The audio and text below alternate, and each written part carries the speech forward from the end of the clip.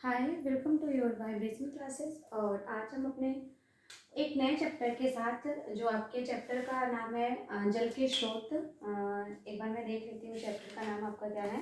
जल है। जल जल की प्राप्ति कैसे होती है, प्राप्ति कैसे होती है, इसके स्रोत क्या क्या है, स्रोत क्या क्या है और इनका उपयोग क्या क्या है। ये वाला चैप्टर आपका बहुत ही इम्पोर्टेंट है। इससे अच्छे खासे आपके क्वेश्चंस देखने को आपके एग्जाम में मिल जाते हैं। तो इसमें मैंने क्वेश्चंस लिख दिए हैं, आंसर मैं आपको बताती जाऊंगी। देखिए, पहला क्वेश्चन हमारा क्या कह रहा है कि जल शुद्धिकरण के लिए किसका प्रयोग किया जाता है। तो देखिए, हम जल को शुद्ध करने के लिए हम लाल दवा का इस्तेमाल करते हैं। किसको? लाल दवा। ये इसकी हिंदी है। अगर आपसे पूछा जाए तो किसका इस्तेमाल करते हैं? Potassium permanganate. किसका? Potassium permanganate. तो अगर आपके एग्जाम में अगर आपके एग्जाम में लाल दवा पूछे तब भी आप जो है जल को शुद्ध करने का उपाय पूछे तो लाल दवा भी लगा सकते हैं। और अगर लाल दवा की जगह न देके पोटेशियम परमैंगनेट दिया है तो आप पोटेशियम परमैंगनेट पे भी क्या कर सकते हैं? टिक कर सकते हैं। दूसरा क्वेश्चन क्या कह रहा है? दूसरा क्वेश्चन कह रहा है कि जल की अस्थायी कठोरता दूर की जा सकती है। देखिए, ये जो आपका जल होता है, ये क्या होता है? जल की जो स्थायी कठोरता होती है, पूछा है कि जल की स्थायी कठोरता दूर की जा सकती है। देखिए, जल में दो प्रकार की कठोरता पाई जाती है। कितनी पाई जाती है? जल में दो प्रकार की कठोरता पाई जाती है। एक को हम क्या कहते हैं? अस्थायी कठोरता कहते हैं। अस्थायी कठोरता कहते हैं। और दूसरा हमारा क्या होता है? अस्थायी कठोरता होता है। क्या होता है?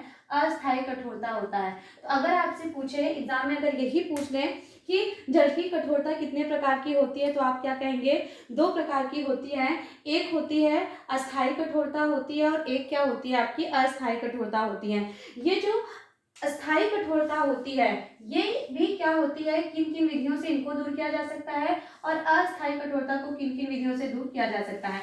तो ये जो आपकी अस्थायी कठोरता होती है, ये जो हम कपड़ा धोने वाला सोडा इस्तेमाल करते हैं, क्या करते हैं? कपड़ा धोने वाला सोडा जो डिटर्जेंट पाउडर होता है, उससे दूर किया जा सकता है। और इसकी एक विधि है परम्यूरिट विधि। क्या है? परम्यूरिट विधि के द्वारा क्या किया जा सकता है? इसकी कठोरता को क्या किया जा सकता है? दूर किया जा सकता है। दूसरा, ये जो देखिए, अस्थायी कठोरता का मतलब है कि जो जल में फिक्स है उसको दूर करने के लिए हम इसका इस्तेमाल करते हैं। और अस्थायी कठोरता जो होती है, इसको दूर करने के लिए हम पानी को उबाल लेते हैं। क्या करते हैं? पानी को उबाल कर लेते हैं, या फिर चूने की सहायता से। किससे? चूने की सहायता से हम क्या करते हैं? अस्थायी कठोरता को दूर करते हैं। तो आपसे अगर एग्जाम में अस्थायी कठोरता पूछे तब भी आप क्या कर सकते हैं? कपड़ा धोने वाले सोडे और परम्यूरिट विधि के द्वारा हम दूर कर सकते हैं। और अस्थायी कठोरता अगर हमारे जल में पाई जा रही है तो उसको उबाल कर या फिर चूने की मदद से हम क्या कर सकते हैं? अस्थायी कठोरता को दूर कर सकते हैं। तो इसमें क्या पूछा है कि जल की स्थायी कठोरता कैसे दूर की जा सकती है? तो ये दोनों विधि आप बता सकते हैं। आप एक तरीके से सोडा भी बता सकते हैं और आप क्या बता सकते हैं कि परम्यूरिट विधि के द्वारा भी हम क्या कर सकते हैं? हम जल की कठोरता को दूर कर सकते हैं। नेक्स्ट क्वेश्चन कह रहा है कि मनुष्य के शरीर में जल का उपयोग क्या है। देखिए, हमारे दैनिक जीवन में क्या इसका उपयोग है और हमारे शरीर को इसकी क्या आवश्यकता है। तो अगर हम अपने दैनिक जीवन की बात करें तो दैनिक जीवन में हमारे भोजन बनाने के लिए, स्नान के लिए, कपड़े धोने के लिए, जानवरों के लिए, सबके लिए जल आवश्यक है। इसीलिए जल को ही जीवन कहा गया है। मतलब जो हमारा जीवन है वही क्या है? जल है। ठीक है ना? तो हमारा जीवन, जल के बिना हमारा जीवन चल ही नहीं सकता है। और अगर हमारे शरीर की आवश्यकता की बात की जाए, तो यह क्या करता है? यह हमारे रुधिर को पतला बनाता है। रुधिर को क्या करता है? पतला बनाने का कार्य करता है। साथ ही साथ क्या करता है? यह हमारे भोजन को पाचन करने में मदद करता है। भोजन पाचन में क्या करता है? भोजन पाचन में मदद करता है। दूसरा, हमारे शरीर के तापमान को नियंत्रित करता है। तापमान को क्या करता है? तापमान को नियंत्रित करता है। हमारे शरीर के तापमान को नियंत्रित करता है। तो रुधिर को पतला करता है, भोजन को पचाने में मदद करता है, हमारे शरीर के तापमान को नियंत्रित करता है। और इसके साथ ही साथ बेटा, हमारे शरीर में जो हानिकारक पदार्थ होते हैं उनको भी बाहर निकालने में क्या करता है?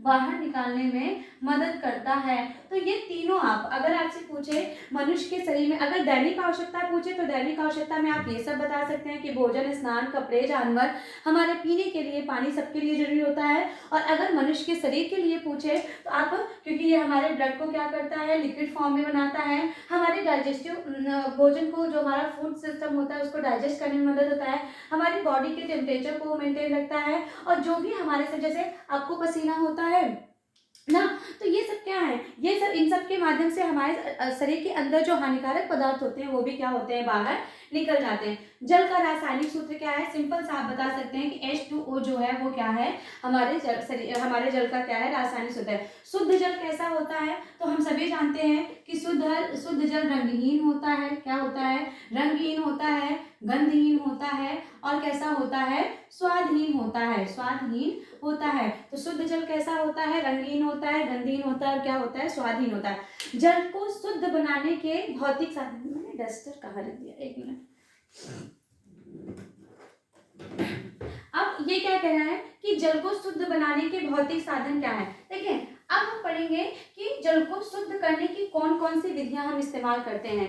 देखिए जल को अगर आपसे पूछे कि जल को शुद्ध करने की कितनी विधियां होती हैं, तो जल को शुद्ध करने की 3 विधियों का हम क्या करते हैं, प्रयोग करते हैं।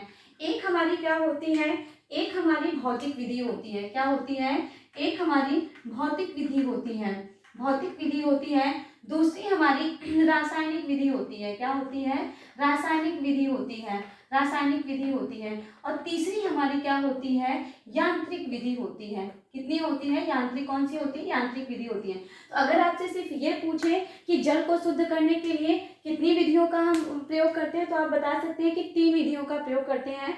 एक हमारी भौतिक विधि होती है, एक हमारी रासायनिक विधि होती है, और एक हमारी यांत्रिक विधि होती है। ये जो आपकी भौतिक विधि होती है ये कितने प्रकार की होती है, 3 प्रकार की होती है। कितने प्रकार की होती है, कितनी तरीके से हम भौतिक विधि से हम जल को शुद्ध कर सकते हैं। तो एक तो हम पानी को उबाल कर सकते हैं, क्या कर सकते हैं, पानी को उबाल कर सकते हैं। दूसरा भाप द्वारा, क्या कर, जैसे कि जो आपकी दवाएं आती हैं, जैसे आपने देखा होगा कि ये जो एंटीबायोटिक बच्चों की आती हैं उसमें दवा के साथ आप देखेंगे तो एक पानी का वो रहता है, उसी से हम मिक्स करके क्या करते हैं, बच्चे का दवा बनाते हैं, लिक्विड फॉर्म में दवा को बनाते हैं। वो जो पानी रहता है वो इसी के माध्यम से बनता है, भाप के, काफी इसमें मेहनत लगती है, भाप के द्वारा। भौतिक विधि में कितनी है, भाप के द्वारा। और तीसरा आपका क्या है, अल्ट्रावायलेट किरणों द्वारा, अल्ट्रावायलेट किरणों द्वारा, मतलब भाप के द्वारा। ये जो आपकी दवाएं आती हैं, ये जो इंजेक्शन आते हैं, इनके द्वारा क्या होते हैं आपके, क्योंकि आपका इंजेक्शन भी तो लिक्विड फॉर्म में होता है कि नहीं होता है, तो अल्ट्रावायलेट किरणों के द्वारा। तो अगर आपसे पूछे कि भौतिक विधि से हम किस प्रकार पानी को शुद्ध कर सकते हैं, तो 3 विधि से कर सकते हैं। एक हम उबाल कर सकते हैं, दूसरा हम भाप के द्वारा कर सकते हैं, और तीसरा हम क्या कर सकते हैं, अल्ट्रावायलेट किरणों के द्वारा कर सकते हैं। अब हम आते हैं तीसरे पे, अपने रासायनिक विधि के द्वारा। देखिए रासायनिक विधि के द्वारा हम 2 विधियों का प्रयोग करते हैं। एक तो हमारी अवक्षेपक विधि होती है, कौन सी होती है, अवक्षेपक विधि होती है, अवक्षेपक द्वारा कर सकते हैं, विधि द्वारा कर सकते हैं। और तीसरा हमारा क्या होते हैं, जीवाणुनाशक, क्या होते हैं, जीवाणुनाशक विधि द्वारा हम क्या कर सकते हैं।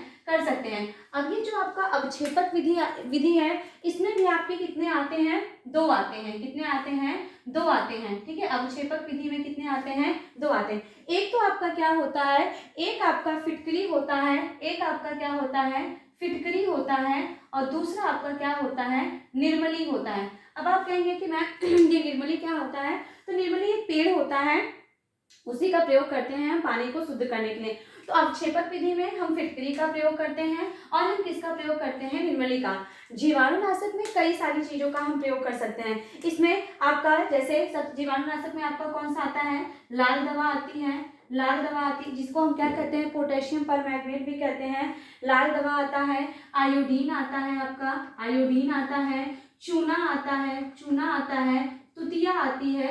ये सब आपका किसमें आता है, इतना अंदर जाके आपसे एग्जाम में नहीं पूछता, फॉर योर इन्फॉर्मेशन मैं आपको बता दे रही हूँ कि ये इसके अंतर्गत क्या आते हैं।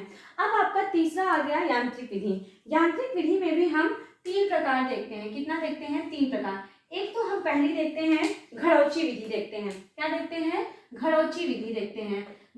घड़ौची विधि देखते हैं, जिसे हम 4 घड़े वाली विधि भी कहते हैं। क्या कहते हैं, चार घड़े वाली विधि भी कहते हैं, वाली विधि कहते हैं। देखिए पहले के समय में आपके पास इतना ज़्यादा अत्याधुनिक साधन नहीं थे, तब हम इस विधि का क्या करते थे, इस्तेमाल करते थे। इसमें चार घड़े होते थे जिसमें एक एक में आपके जो है चीज़ों को रखा जाता था और पानी, अभी मैं इसको बताती हूँ, पहले देख लेते हैं कितने होते हैं। यांत्रिक विधि में आपका घड़ौची विधि होता है, उसके बाद आपका एक्वागार्ड होता है, जो कि हम सब आजकल अपने घरों में हम क्या करते हैं, हम आरओ का पानी पीते हैं कि नहीं पीते हैं। तो एक आपका क्या होता है, एक्वागार्ड होता है, एक्वागार्ड होता है, एक्वागार्ड होता है। और जो आपका तीसरा होता है वो क्या होता है, वाटर फिल्टर होता है। आपने देखा होगा कि बड़े बड़े जगह पे जो सामुदायिक स्थान होते हैं वहां पे इसका इस्तेमाल होता है, किसका, आपके वाटर फिल्टर का इस्तेमाल होता है। तो जल को शुद्ध करने के लिए हम तीन विधियों का प्रयोग करते हैं, भौतिक विधि, रासायनिक विधि, यांत्रिक विधि।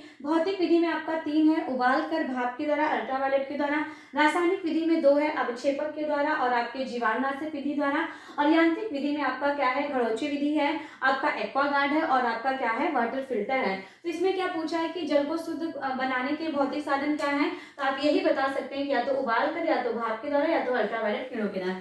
नेक्स्ट क्वेश्चन कह रहा है कि वस्त्र धोने के लिए कौन सा जल होता है। देखिए हम पढ़ते हैं जल दो प्रकार के होते हैं, एक होता है जल दो प्रकार के होते हैं, एक आपका होता है मृदु जल होता है, क्या होता है, मृदु जल होता है, और एक आपका क्या होता है, कठोर जल होता है।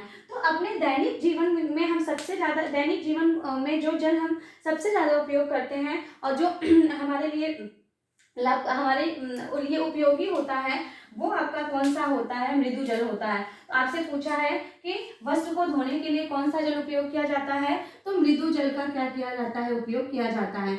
नेक्स्ट पूछा है कि मानव शरीर में जल का प्रतिशत कितना होता है। तो मानव शरीर में जल का प्रतिशत 70 से 75% हमारे शरीर में किसका क्या होता है, जल होता है। जल को कीटाणु रहित करने के लिए कौन सी गैस का प्रयोग किया जाता है, तो इसके लिए हम क्लोरीन गैस का इस्तेमाल करते हैं। क्या करते हैं हम, क्लोरीन गैस का क्या करते हैं, इस्तेमाल करते हैं। अगर आपसे पूछा जाए कि एक मिनट, आपसे पूछा जाए कि जल को कीटाणु रहित करने के लिए हम कौन सी गैस का इस्तेमाल करते हैं, तो आप क्या बताएंगे, आप बताएंगे कि इसमें हम क्या करते हैं, क्लोरीन का क्या करते हैं, इस्तेमाल करते हैं। नेक्स्ट आपसे पूछा है कि मिट्टी युक्त जल को शुद्ध करने के लिए क्या प्रयोग किया, कौन सा रसायन प्रयोग किया जाता है, तो इसके लिए हम एल्युमिनियम सल्फेट का इस्तेमाल करते हैं। किसका इस्तेमाल करते हैं, एल्युमिनियम सल्फेट का इस्तेमाल करते हैं। एल्युमिनियम सल्फेट का हम क्या करते हैं, इस्तेमाल करते हैं, किसके लिए, मिट्टी युक्त जल को शुद्ध करने के लिए। जल का निर्माण कैसे होता है, तो जल का निर्माण आपके H2O से होता है। किससे होता है, आपके H2O से, जिसमें हाइड्रोजन के दो अणु होते हैं ना। ये भी आपसे हो सकता है परीक्षा में पूछ लें कि जो तत्व पाए जाते हैं वो कितने होते हैं, तो आप बता सकते हैं कि हाइड्रोजन की क्या होते हैं, हाइड्रोजन के दो अणु होते हैं और आपका जो ऑक्सीजन होता है, जो आपका O2 होता है, ऑक्सीजन होता है, उसके एक अणु होते हैं। क्या होते हैं, एक अणु होते हैं। वर्षा का जल कैसा होता है, तो वर्षा का जल आपका शुद्ध होता है, ठीक है। इसीलिए कहा जाता है कि वर्षा के जल को आप संग्रहित करके भी क्या कर सकते हैं, रख सकते हैं। पूछ रहा है कि आदर्श कुएं की विशेषता क्या होती है, तो आदर्श कुआं आपका क्या होता है, एक तो पक्का होता है। पक्के का मतलब होता है कि कुआं मिट्टी का नहीं रहता, बल्कि उसको बालू सीमेंट की मदद से उसको पक्का कर दिया जाता है आंतरिक रूप से, तो पक्का होता है। और दूसरा वो क्या होता है, गहरा होता है। क्या होता है, आपका पक्का होता है और क्या होता है, आपका गहरा होता है। तो ये आपके क्या थे, ये आपके कुछ जल के क्वेश्चन थे जो मैंने आपको बताए। हालांकि ये बहुत ही इंपॉर्टेंट हैं और ये आपके एग्जाम के पॉइंट ऑफ व्यू से भी देखा जाए तो बहुत ही इससे अच्छे खासे क्वेश्चन आपसे पूछ ले जाते हैं। अभी मैं आपको यहाँ पे बताना चाहती हूँ कि घड़ौची विधि क्या होती है। देखिए घड़ौची विधि में क्या होते हैं कि चार आपके क्या होते हैं, घड़े होते हैं, ठीक है। इस तरीके से मान के चलिए कि ये घड़ा है, एक ये घड़ा है, एक ये घड़ा है, एक ये घड़ा है। बहुत अच्छी मेरी ड्राइंग नहीं है तो आप इसको समझिएगा, ठीक है। इसमें क्या होते हैं और इन सारे घड़ों में हल्का हल्का सा क्या कर दिया जाता है, छिद्र कर दिया जाता है। क्या कर दिया जाता है, छिद्र कर दिया जाता है, जिससे इसका पानी यहाँ से, और इस पहले वाले में हम क्या भरते हैं, अशुद्ध जल भरते हैं। क्या भरते हैं हम, जो पहला वाला घड़ा रहता है उसमें हम क्या भरते हैं, हम अशुद्ध जल भरते हैं, ठीक है। क्या करते हैं, अशुद्ध जल भरते हैं। और इसमें ये जब अशुद्ध जल इसमें आता है तो इसमें आपका पानी तो आता ही आता है, साथ में इसमें क्या होता है, बालू आता है। क्या आता है, बालू आता है। तो जब अशुद्ध जल इस वाले घड़े में आता है तो हालांकि इसमें बालू भी रहता है, तो इसमें से कुछ गंदगी इसकी क्या होती है, कुछ गंदगी इसमें बैठ जाती है, और जो पानी होता है वो रिस रिस कर किस में आ जाता है, तीसरे वाले घड़े में आ जाता है। और तीसरे वाले घड़े में आपका क्या रहता है, कोयला रहता है। क्या रहता है, कोयला रहता है। अब अशुद्ध जल आपका आया दूसरे घड़े में जिसमें बालू था, बालू उसकी गंदगी बालू में बैठ गई, और थोड़ा थोड़ा पानी रिस रिस कर किस में आ गया, आपके तीसरे घड़े में आ गया। तीसरे घड़े में आपका क्या था, कोयला है। कोयला भी आपके पानी को शुद्ध करने का कार्य करता है। और चौथे वाले घड़े में आपका क्या आ जाता है, शुद्ध जल आ जाता है। तो ये क्या क्या है, घड़ौची विधि है। अगर आपसे एग्जाम में पूछेगा तो आप इसको बता लीजिएगा, बहुत ही आसान है। पहले में अशुद्ध जल होता है, ऐसे याद कर लीजिए, पहले में अशुद्ध जल होता है, दूसरे में आपका बालू होता है, तीसरे में कोयला होता है, और चौथे में आपका क्या होता है, शुद्ध जल होता है। अगर आप इसको डिफाइन नहीं भी करेंगे, बस आप इसका चित्र ही बना के ये बता देंगे कि कौन से घड़े में क्या क्या होता है, तब भी एग्जामिनर आपको क्या देगा, ठीक ठाक अच्छे से नंबर दे देगा। तो ये आपका चैप्टर था। हालांकि मुझे लगा कि मैंने इसे बहुत अच्छे से आप लोगों को समझा दिया, मैंने क्लास में भी आपको बहुत अच्छे से पढ़ाया है। तो आप इसका एक बार फिर से रिवीजन कर लीजिएगा। मिलते हैं कल नेक्स्ट टॉपिक के साथ, तब तक अपना ध्यान रखिए, अच्छे से पढ़ाई करिए। Thank you so much.